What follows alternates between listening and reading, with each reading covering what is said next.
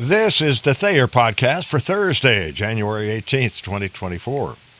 Many Americans gripe about how our traditional holidays have been messed with over the years since the left began manipulating things to gain more time off from work.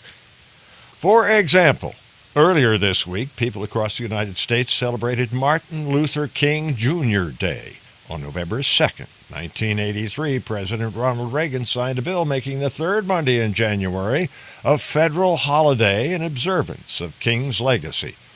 The holiday was first observed 3 years later on January 20th, 1986. According to Wikipedia, Martin Luther King Jr. was chief spokesman for nonviolent activism in the civil rights movement, which protested discrimination in both federal and state laws and in civil society as well. Google MLK Day, and it'll tell you that on November 3rd of 1992, Arizona voters passed a Martin Luther King Jr. civil rights holiday. It was the last state in the union to formally adopt an MLK Day. The Arizona State Library notes that Arizona Governor Bruce Babbitt declared Martin Luther King Jr. Day a state holiday in March of 1986, 6 years before it was adopted by the 1992 voter referendum. Does anybody remember Armistice Day? Later known as Veterans Day in the United States, it is commemorated every year on November 11th to mark the armistice signed between the Allies of World War I and Germany for the cessation of hostilities on the Western Front, World War I, which took effect at 11 a.m., the 11th hour of the 11th day of the 11th month of 1918.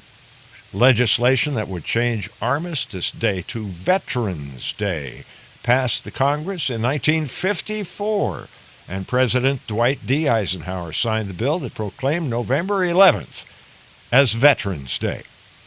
Who recalls how long ago we celebrated Lincoln's and Washington's birthdays on separate days? They were supposedly combined to create a single President's Day, honoring all U.S. presidents in 1968 with the Uniform Monday Holiday Act, which officially took effect in 1971, following an executive order from President Richard M. Nixon. Next question. How did Columbus Day get replaced by Indigenous Peoples Day? Was it because American Indians were here first? Columbus didn't discover America as we know it today. It's true. But he was the guy that, instead of the East Indies, discovered the Bahamas on November 12th, 1492, marking the first known European contact with what we do call the Americas.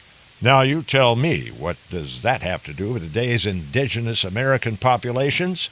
Hey, it's still Columbus Day. And for heaven's sakes, how the dickens did Juneteenth become a holiday? Nobody seems to know exactly what day Southern folks were actually freed. Nonetheless, Juneteenth is a federal holiday that celebrates June 19th, 1865, supposedly marking the end of slavery in Texas at the end of the Civil War. President Joe Biden signed the bill on June 17, 2021, making Juneteenth the 11th federal holiday, the first to obtain legal observance since MLK Day was designated in 1983. The 12th holiday actually only happens every 4 years, so that no government employee actually has to work on Inauguration Day.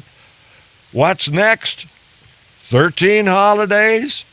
Liberals and their cronies will think of something, I'm sure.